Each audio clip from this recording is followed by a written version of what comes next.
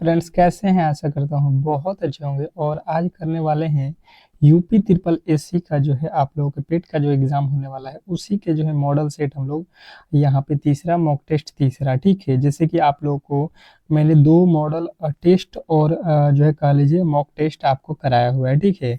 और आपने बेहतर तरीके से, मैं आशा करता हूँ कि वो दोनों ही मॉडल सेट को तैयार कर लिया होगा। आज ये तीसरा मॉडल सेट है आप लोगों के, और बिल्कुल ही शून्य से शिखर की जो आप लोगों का रेस है ये आप लोगों का बिल्कुल ये सीरीज पहुंचाने वाला है, ठीक है।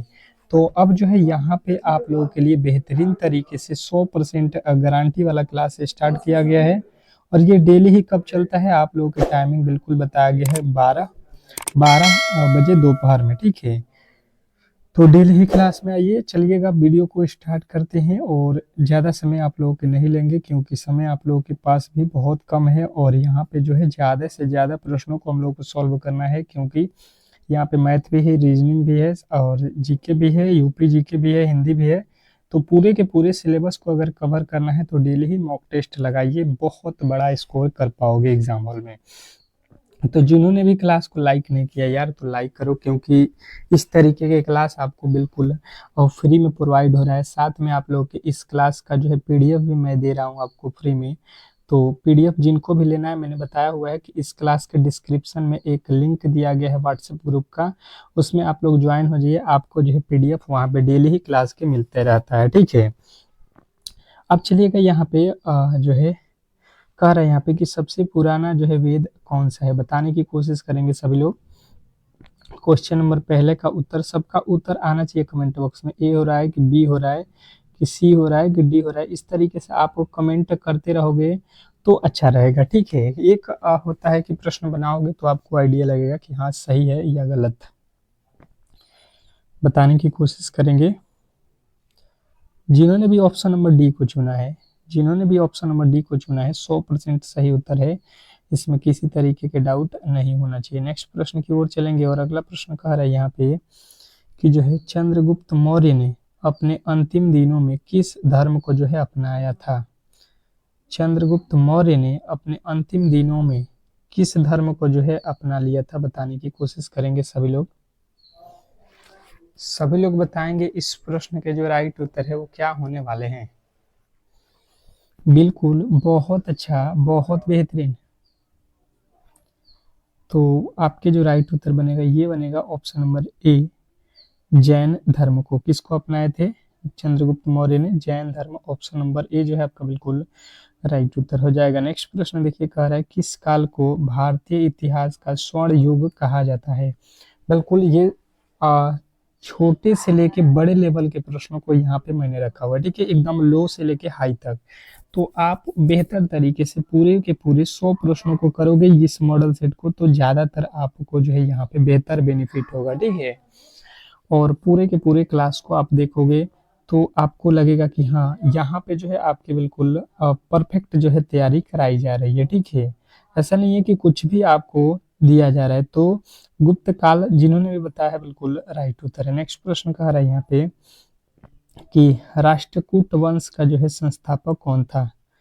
राष्ट्रकूट वंश का संस्थापक अगर आपसे पूछा जाए तो बताने की कोशिश करेंगे सभी लोग कि राजपूत वंश के संस्थापक कौन थे। तो जो भी मेरे दोस्त बता रहे हैं दंती दुर्ग, बिल्कुल 100% सही उत्तर है, इसमें किसी तरीके की डाउट नहीं होना चाहिए। नेक्स्ट प्रश्न की ओर चलेंगे, और अगला प्रश्न कह रहा है यहाँ पे कि अल्बेरू अल्बेरूनी द्वारा रचित पुस्तक किताब उल हिंद में किन विषयों की जो है समीक्षा की गई है, बताने की कोशिश करेंगे। 5वें नंबर प्रश्न का राइट उत्तर क्या हो जाएगा, तो आपको भाई साहब भारतीय दर्शन, भारतीय इतिहास, भूगोल, भारतीय जो है गणित एवं खगोलीय विज्ञान, इन सभी का किया गया है। तो ऑप्शन नंबर आप डी के साथ जाओगे। अगला प्रश्न कह रहा है कि 1857 के स्वाधीनता संग्राम का जो है प्रतीक था। 1857 के स्वाधीनता संग्राम के जो है प्राचीन प्रतीक था, तो आप कहोगे कमल और रोटी प्रतीक था। क्या प्रतीक था? कमल और रोटी। ऑप्शन नंबर ए के साथ जाओगे, बिल्कुल राइट उत्तर है। नेक्स्ट प्रश्न की ओर चलेंगे, और अगला प्रश्न कह रहा है, यहाँ पे बताने की कोशिश करेंगे कि शिकागो विश्व धर्म पार्लियामेंट जो है किसमें विवेकानंद ने भाग लिया था। इसका आयोजन कहाँ हुआ था, ये आप लोगों से पूछा गया है कि शिकागो विश्व धर्म पार्लियामेंट जिसमें जो है विवेकानंद ने भाग लिया था, ये जो है कब आयोजित हुआ था। आयोजित आयोजित का जो है समय आपको बताना है। तो कहिएगा सितंबर 1893। ऑप्शन नंबर डी जो है आपका बिल्कुल 100% सही उत्तर है। नेक्स्ट प्रश्न कह रहा है, ब्रह्मा समाज के जो है संस्थापक कौन थे। ब्रह्म समाज के जो है संस्थापक आप लोगों से पूछ लिया है। बताने की कोशिश करना है सभी लोगों को कि इस प्रश्न के जो राइट उत्तर है वो क्या होने वाला है। क्वेश्चन नंबर 7वें का जो राइट उत्तर है वो क्या होने वाला है, बताने की कोशिश करेंगे। ब्रह्म समाज के जो है संस्थापक। तो 7वें का जो राइट उत्तर है आप कहोगे भाई साहब स्वामी ब्रह्म समाज स्वामी विवेकानंद, ब्रह्म समाज। नेक्स्ट प्रश्न, अगला प्रश्न कह रहा है, 1 मिनट, ब्रह्म समाज कहा है ना, तो ब्रह्म समाज में तो यार विवेकानंद कैसे हो जाएंगे यार। सॉरी, जो है स्वामी स्वामी कौन है, राजा राम मोहन राय है ना। ऑप्शन नंबर सी होगा यार, डी वाले बिल्कुल गलत हो जाएंगे। नेक्स्ट प्रश्न, मिस्टेक हो गया। नेक्स्ट प्रश्न देखिएगा, कह रहा है कि भारतीय राज्यों पर अंग्रेजी प्रमुख स्थापित करने के लिए प्रशासन का जो है सहायक संधि प्रणाली का जो है सूत्रपात किसने किया।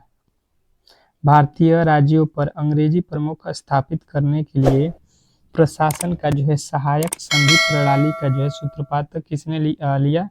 तो आपके जो राइट उत्तर बनेगा यहाँ पे आप कहोगे कि ये था लॉर्ड वेलेजली। नेक्स्ट प्रश्न देखिएगा, कह रहा है कि भारतीय क्रांति की जननी किसे कहा गया है। भारतीय क्रांति की जननी किसे कहा गया है, तो आपके जो राइट उत्तर बनेगा ये कहिएगा मैडम भिकाजी रुस्तम कामा। नेक्स्ट प्रश्न कह रहा है कि भारत की उत्तर से दक्षिण की लंबाई कितनी है। भारत के उत्तर से दक्षिण की लंबाई जो है आप लोगों से पूछा गया है। तो जिन्होंने भी बताया है यहाँ पे, जिन्होंने भी बताया है 3214 किलोमीटर बिल्कुल राइट उत्तर है, इसमें किसी तरीके की डाउट नहीं होना चाहिए। नेक्स्ट प्रश्न देखिए, कह रहा है कि क्षेत्रफल के क्रम में भारत के 3 सबसे बड़े राज्य कौन से हैं। तो क्रम में सबसे पहले तो राजस्थान होगा, आप इससे भी अंदाजा लगा सकते थे। राजस्थान, फिर मध्य प्रदेश होता है, फिर महाराष्ट्र होता है। अब चौथे नंबर पर कौन आता है ये आप लोगों का ही जो है स्टेट है। कमेंट बॉक्स में बताना है कि जो है इसका राइट उत्तर क्या होने वाला है, चौथा नंबर पे कौन आता है। भारत के भौगोलिक मानचित्र कौन तैयार करता है। भारत के भौगोलिक मानचित्र कौन तैयार करता है, तो आपके राइट उत्तर बनेगा भारतीय सर्वेक्षण। ऑप्शन नंबर डी जो है आपका बिल्कुल राइट उत्तर है। नेक्स्ट प्रश्न की ओर चलेंगे और अगला प्रश्न कह रहा है, किस वर्ष में गंगा नदी को राष्ट्रीय नदी घोषित कर दिया गया। यार क्लास को आप लोगों ने लाइक नहीं किया यार, ये सही नहीं है। ठीक है, आपके लिए हम इतना मेहनत कर रहे हैं, आपको पीडीएफ भी फ्री में दे रहे हैं।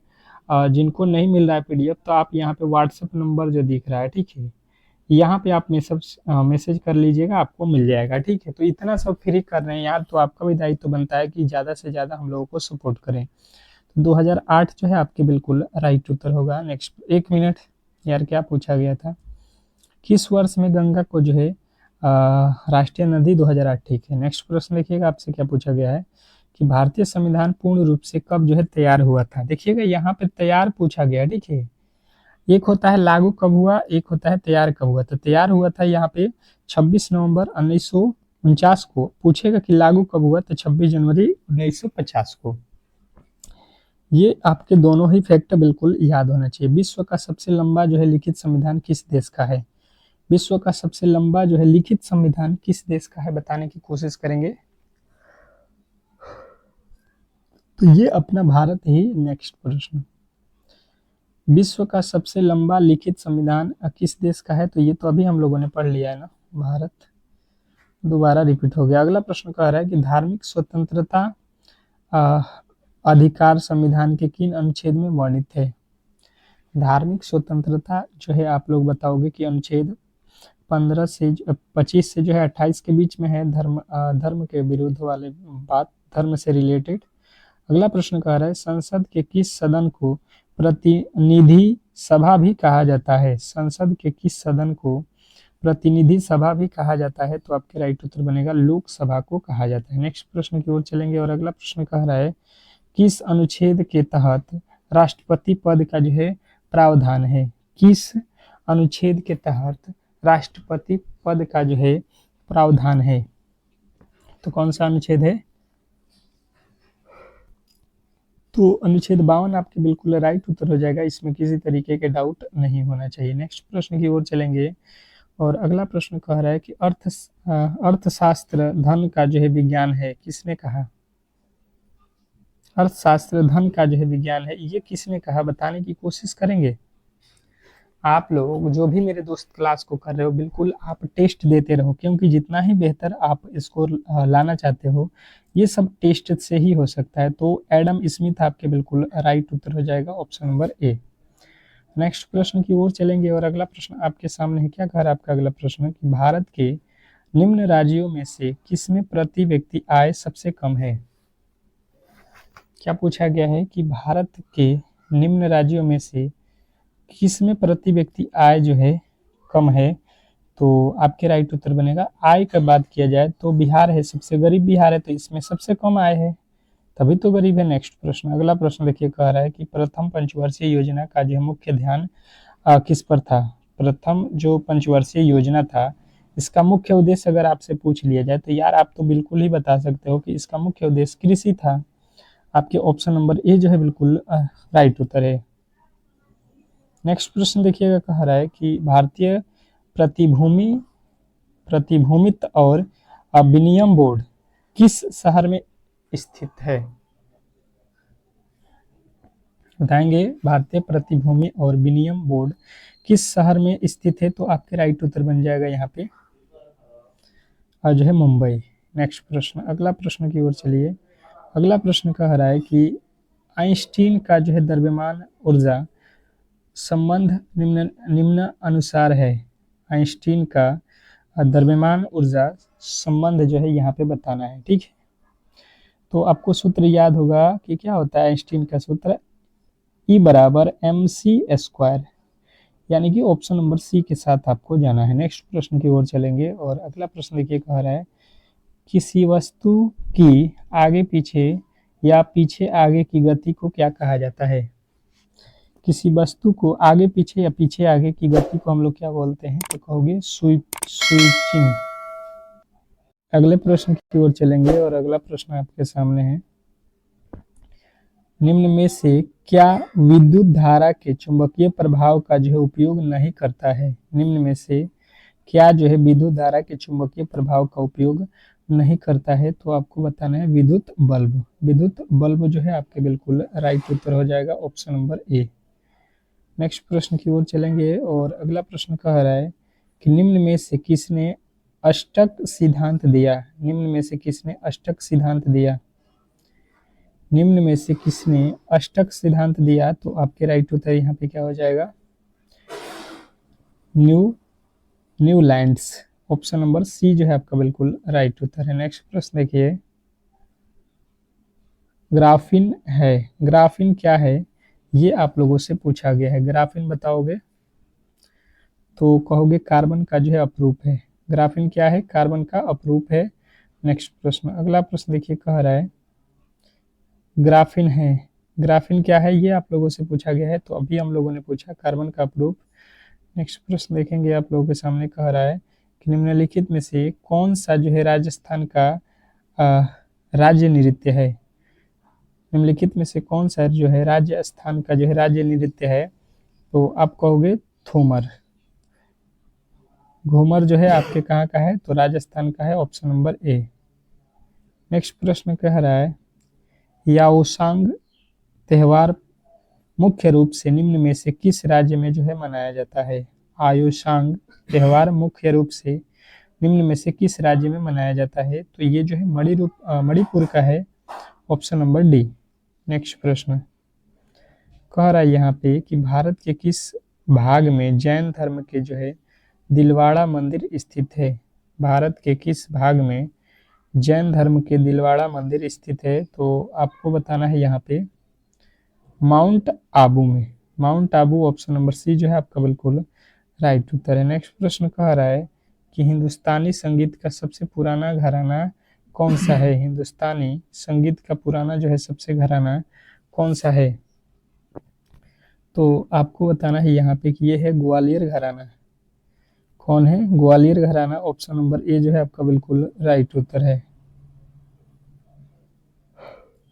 नेक्स्ट प्रश्न, डेनमार्क की राजधानी का जो है नाम क्या है? डेनमार्क की जो है राजधानी का नाम जो है अगर आपसे पूछ लिया जाए तो बताने की कोशिश करेंगे सभी लोग, तो आपके राइट उत्तर हो जाएगा कोपेनहेगन। कोपेनहेगन जो है आपके बिल्कुल राइट उत्तर। नेक्स्ट प्रश्न कह रहा है कि गंगा नदी के तट पर कौन सा शहर स्थित है? गंगा नदी के तट पर कौन सा शहर स्थित है? तो गंगा नदी के तट पर आपको बताना है इसमें जो है कानपुर स्थित है। ऑप्शन नंबर बी जो है आपका बिल्कुल राइट उत्तर है। गंगा नदी के तट पर कौन है? कानपुर। नेक्स्ट प्रश्न देखिएगा, निम्नलिखित में से पॉपुलर चैम्बर किसे कहा जाता है? यहाँ पे बताना है पॉपुलर चैम्बर जो है इसमें किसको कहा जाता है? तो आपका राइट उत्तर बनेगा लोकसभा को। ऑप्शन नंबर डी जो है आपका बिल्कुल राइट उत्तर हो जाएगा लोकसभा। नेक्स्ट प्रश्न देखिए, कह रहा है कि भारत के निम्नलिखित में से किस शहर का जो है उपनाम सिटी ऑफ जाय है? भारत के निम्नलिखित में से किस शहर का नाम जो है सिटी ऑफ जाय है? तो 34वें का जो है राइट उत्तर बन जाएगा आपको कोलकाता। नेक्स्ट प्रश्न की ओर चलेंगे और अगला प्रश्न आपके सामने कह रहा है कि भारत का कौन सा शहर सिटी ऑफ पैलेसेज के जो है नाम से जाना जाता है? सिटी ऑफ पैलेसेजेस के नाम से किसे जाना जाता है? तो आपका राइट उत्तर बनेगा मैसूर को। नेक्स्ट प्रश्न कह रहा है कि गुजरात के निम्नलिखित में से किस जिले में स्टैचू ऑफ यूनिटी स्थित है? स्टैचू ऑफ यूनिटी गुजरात के किस जो है जिले में है? तो आपके राइट उत्तर बनेगा यहाँ पे नर्मदा। नेक्स्ट प्रश्न की ओर चलेंगे। अगला प्रश्न कह रहा है कि राष्ट्रीय मस्तिष्क अनुसंधान केंद्र कहाँ स्थित है? राष्ट्रीय मस्तिष्क अनुसंधान केंद्र कहाँ स्थित है? तो आपको बताना है कि ये है आपके गुड़गांव में। कहाँ पे है? Gurgaon, Haryana. Option number B जो है आपका बिल्कुल राइट उत्तर हो जाएगा। नेक्स्ट प्रश्न की ओर चलेंगे। अगला प्रश्न कह रहा है आत्मकथा अनब्रेकेबल अनब्रेकेबल भारत के निम्नलिखित में से किस खिलाड़ी द्वारा लिखी गई है? बताने की कोशिश करेंगे सभी लोग। अनब्रेकेबल, तो आपका राइट उत्तर बनेगा ये है MC मैरी कॉम। नेक्स्ट प्रश्न देखिएगा यहाँ पे कि हाल ही में कितने ग्लोबल बेस्ड मैजिक क्रिएटर 2025 पुरस्कार जीता? तो आपका राइट उत्तर बनेगा यहाँ पे सुहानी शाह ने। ये जो है करेंट अफेयर के अब प्रश्न आपके स्टार्ट हो चुके हैं, तो यहाँ पे करेंट अफेयर भी आपको बिल्कुल अच्छे तरीके से मालूम होना चाहिए। हाल ही में भारत की पहली जो है खनन पर्यटन परियोजना कहाँ से शुरू की गई? हाल ही में भारत की जो है पहली खनन पर्यटन परियोजना कहाँ शुरू की गई है या होगी, आपसे पूछा जाए तो आपको बताना है कि झारखंड में होगी। नेक्स्ट प्रश्न देखिएगा, कह रहा है यहाँ पे कि हाल ही में किस देश ने डॉलर आधारित स्थिर सिक्के की जो है विनियमित करने के लिए जीनियस अधिनियम जो है पारित किया है? तो आपके राइट उत्तर बनेगा अमेरिका ने। नेक्स्ट प्रश्न देखिए, कह रहा है कि हाल ही में मुरली श्रीशंकर ने विश्व जो है एथलेटिक्स पुर्तगाल स्पोर्ट्स सीट 2025 में कौन सा जो है पदम जीता? तो आपको बताना है ये स्वर्ण पदम जीता है। Option number A. नेक्स्ट प्रश्न देखिए आप लोगों के सामने आ चुका है कि हाल ही में रतन थियम का जो है 77वां वर्ष की जो है आयु में निधन हुआ, वे कौन थे? रतन थियम कौन थे, ये आप लोगों की पूछा गया है, तो आपको बताना है कि ये एक अभिनेता थे। हाल ही में किसने सहकारिता क्षेत्र में दुनिया की सबसे जो है बड़ी अनाज भंडार योजना की जो है शुरुआत की है? तो आपके राइट उत्तर बनेगा रूस। नेक्स्ट प्रश्न देखिएगा, आप लोगों के सामने आ चुका है, कह रहा है हाल ही में किस राज्य की कैबिनेट ने महिलाओं को संपत्ति पर 1% स्टाम्प शुल्क में छूट की जो है मंजूरी दी है? तो ये कौन सा राज्य है? आप कहोगे उत्तर प्रदेश है आपका ऑप्शन नंबर बी। नेक्स्ट प्रश्न, हाल ही में दिल्ली सरकार ने पद्म विजेताओं की नकद पुरस्कार राशि को बढ़ाकर कितनी कर दिया है? तो हाल ही में जो है दिल्ली सरकार ने पदक जो है विजेताओं का जो है नगद पुरस्कार राशि बढ़ाकर कितना कर दिया है? तो आपके राइट उत्तर बन जाएगा यहाँ पे 4। ठीक है, नेक्स्ट प्रश्न देखिएगा, आप लोगों के सामने आ चुका है, हाल ही में किसने green gold the Neem pharmacy नामक पुस्तक लिखी? हाल ही में green gold the Neem pharmacy नामक पुस्तक किसने लिखी? तो आपको बताना है डॉक्टर विश्वरूप राय चौधरी। नेक्स्ट प्रश्न देखिएगा, हाल ही में कौन FIDE शतरंज विश्व कप 2025 की जो है मेजबानी करेगा? तो आप कहोगे भाई साहब भारत करेगा, ऑप्शन नंबर बी जो है आपका बिल्कुल राइट उत्तर हो जाएगा। नेक्स्ट प्रश्न देखिए, आप लोगों के सामने आ चुका है कि निम्नलिखित में से किस शब्द की वर्तनी सही है? ये हिंदी के प्रश्न है, सही वर्तनी से रिलेटेड प्रश्न है, बताओगे कि कौन से जो है शब्द की वर्तनी जो है बिल्कुल सही लिखा गया है? तो अनुग्रहित आपके बिल्कुल ऑप्शन नंबर बी जो है बिल्कुल राइट उत्तर है। नेक्स्ट प्रश्न की ओर चलेंगे और अगला प्रश्न कहा रहा है कि रेलगाड़ी शब्द जो है, रेलगाड़ी शब्द जो है आपको बताना है कैसा शब्द है? रेलगाड़ी शब्द जो है कैसा शब्द है? तो ये एक संकर शब्द है, ऑप्शन नंबर डी के साथ जाओगे। नेक्स्ट प्रश्न देखिएगा, आप लोगों के सामने आ चुका है और अगला प्रश्न देखोगे, यहाँ पे मैथ के प्रश्न आ चुका है, इसको सॉल्व करना है यहाँ पे अच्छे तरीके से समझिएगा। क्या बोला गया है कि एक रेलगाड़ी प्लेटफॉर्म पर खड़े एक व्यक्ति को 8 सेकेंड में पार करती है तथा जो है 264 मीटर लंबे इस प्लेटफॉर्म को जो है 20 सेकेंड में पार करती है। रेलगाड़ी की जो है लंबाई आप लोगों को बताना है कितना है, ये आप लोगों से पूछा गया। वेरी वेरी इंपॉर्टेंट प्रश्न है और आप इसको कौन से तरीके से बनाओगे? 2 तरीके से बनेंगे।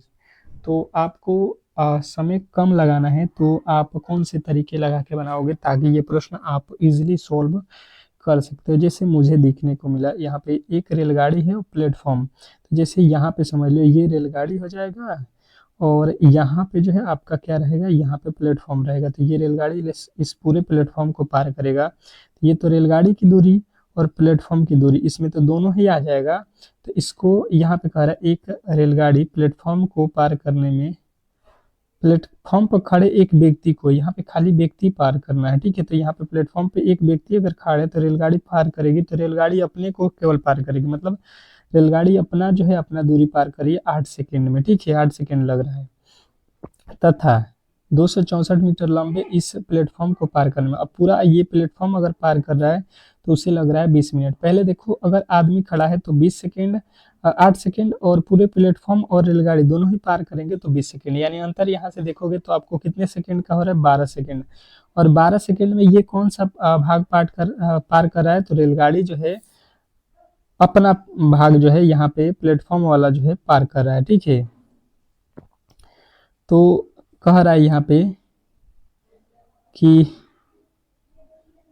आप जो है रेलगाड़ी की जो है यहाँ पे बताओ कितना मीटर है? तो आप देख लो यहाँ से 12 सेकेंड हो रहा है, आप देखो यहाँ से कितना हम लोगों का अलग मिल रहा है, तो यहाँ पे मिल रहा है 264। देखो 8 सेकेंड में तो क्या पार किया है प्लेटफॉर्म को, और ये कह रहा है 20 सेकेंड में जो है प्लेटफॉर्म और रेलगाड़ी दोनों ही पार हो जाते हैं, मतलब 264 का जो है प्लेटफॉर्म है तो इसी को पार करेगा कितना सेकंड में, 20 सेकंड में, 20 के सॉरी 12 सेकंड में। तो 12 के पहाड़ में कितने मर्त में आएगा, 12 किससे आया, 8 और 20 के बीच का अंतर। अब क्या हो जाएगा, 12 दूना 24, 12 दूना 24, 22 अर्थ में कट जाएगा। इसने पूछा है रेलगाड़ी की लंबाई, तो रेलगाड़ी की लंबाई कितनी है, तो 8 सेकंड लगता है, तो 8 से गुणा कर दो।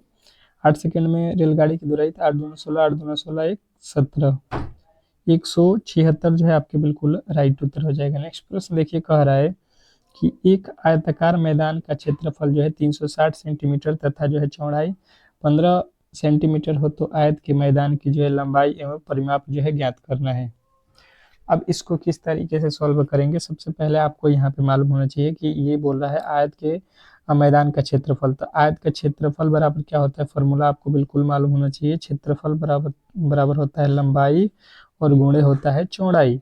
इसने बोला है क्षेत्रफल कितना है, 360 है। ठीक है, हम लोग यहाँ पे देख रहे हैं कि ये लंबाई कितना दिया हुआ है, तो नहीं मालूम है, लंबाई नहीं है, चौड़ाई मालूम है 15। ये 15 से काट दो, कितना, 15 दूना 30, 15 चौके 60, यानी कि एल का वैल्यू हमें मिल गया 24। एल का वैल्यू जो है हमें मिल गया 24, यहाँ पे 24 हो गया। और बी मतलब चौड़ाई ये बोला है 15, तो ये है, ये कह रहा है कि आयत की लंबाई, तो लंबाई तो हम लोगों ने निकाल लिया, लंबाई आप देख लो कितना है 15। 1 मिनट, यहाँ पे कितना दे रहा है, 15 नहीं 12 था ना, 12। पूछा है आयत का परिमाप निकालो, तो आयत का परिमाप क्या होता है, नहीं लंबाई कितना है 24 लिखा है, तो 24 तो ऑप्शन में ही नहीं दिया गया है आयत का लंबाई, तो यानी कि ऑप्शन नंबर डी वाला ही होगा। परिमाप क्या होता है, परिमाप बराबर होता है, परिमाप बराबर होता है 2 इंटू एल प्लस बी।